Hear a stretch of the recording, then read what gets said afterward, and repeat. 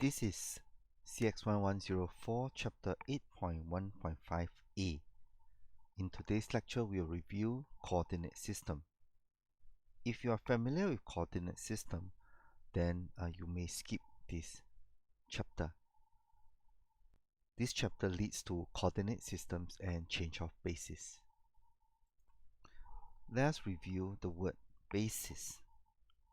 Given a vector space V and H is a subspace of this vector space, we say a basis for vector space H is an index.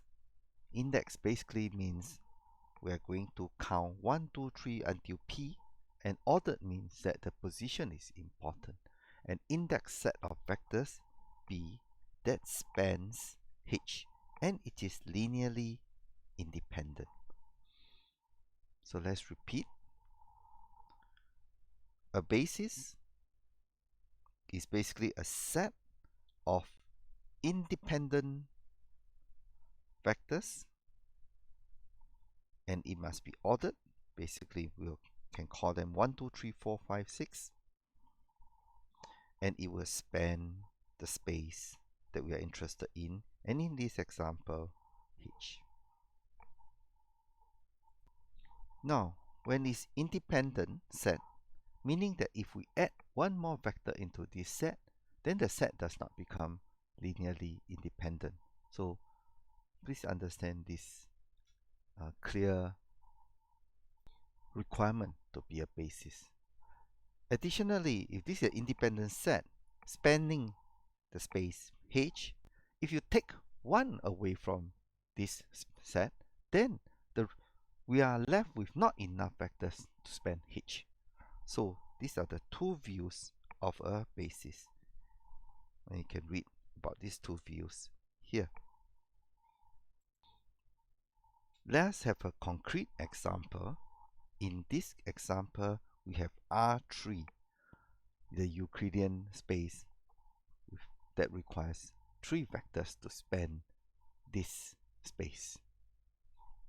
If we are only given 2 vectors, then they are not a basis. This set is not a basis because even though they are linearly independent, meaning one of the vector is not a multiple of the other vector, but it does not span the required space of R3 because there's only 2 of them. In the second example, this is a set, and in this set we have 3 vectors and they are independent, and any linear combinations of this will span the whole space, or linear combinations of these 3 vectors will span R3.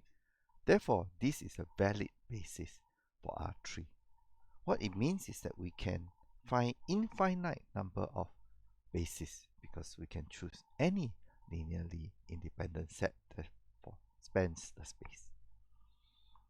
And in the last example here, remember that we need an independent set. We are now given 4 vectors for R3, even though, or in this case when we are given 4 vectors for R3, they cannot be an independent set. They must be linearly dependent. They span R3, but they are not linearly independent. So therefore, this example is not a basis as well.